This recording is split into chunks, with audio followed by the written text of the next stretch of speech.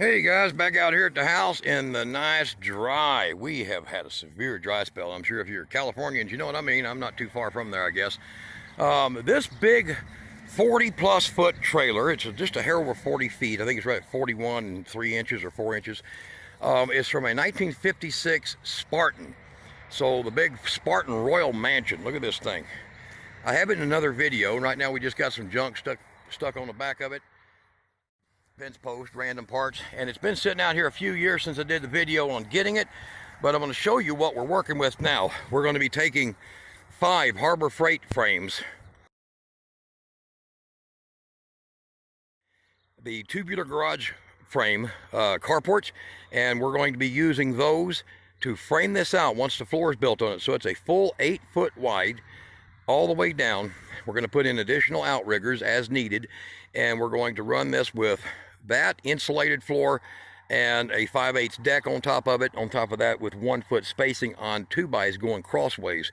Don't worry, I built numerous of these. Then we're using a Harbor Freight frame, but the thing I'm going to be showing you here real quick is the way that we're going to stabilize this and why it's important that I show you this video, because anybody building these kind of trailers, you want to put stabilizer jacks everywhere you can for when you set up. And here's the cool part. Let me get over here. All right, now here is, like I said, the cool part. This is a box with 4 in it. So the stabilizer jacks, normally you buy them one at a time and they're about $40 a piece.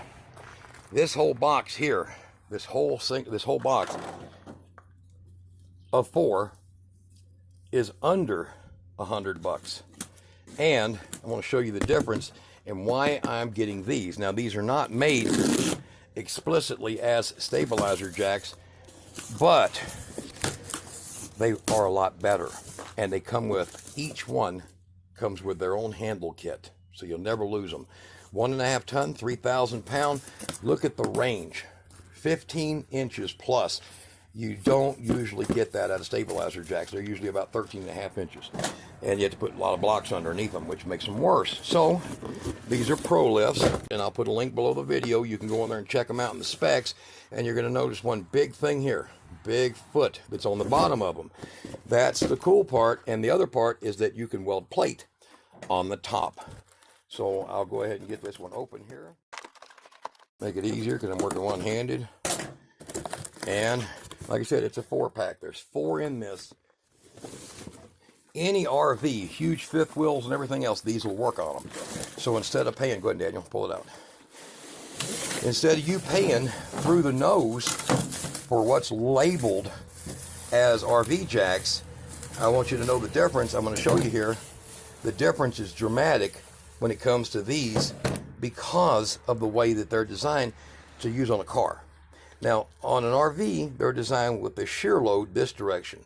But on a car, the metal's thicker because people might crawl under it, and you're actually getting a stronger jack. Even though it's not rated for what a lot of those are rated for, they're only rated for this.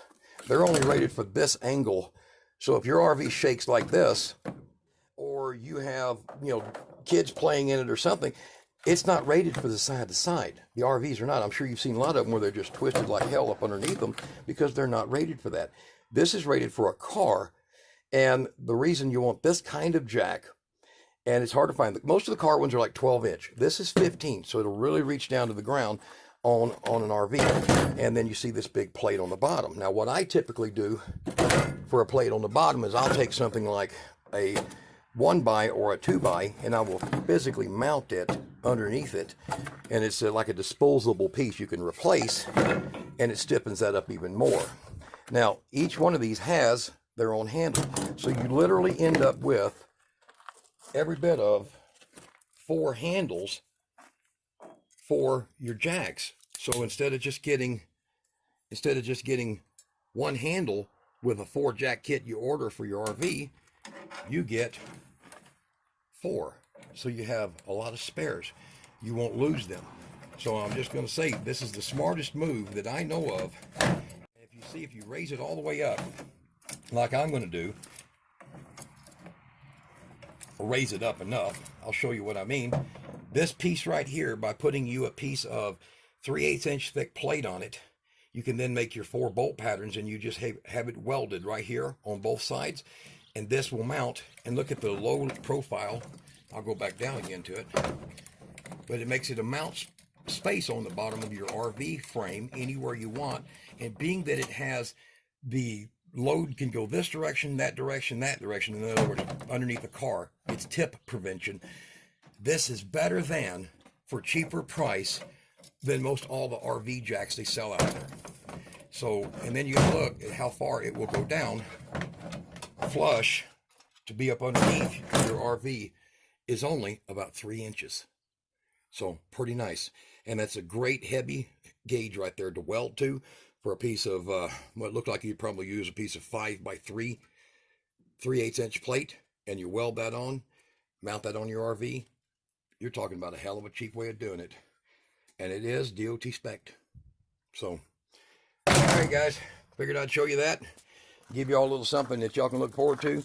The price is just really good because they're not labeled as RV. Once you label something as RV, they always want twice the money. Y'all be good.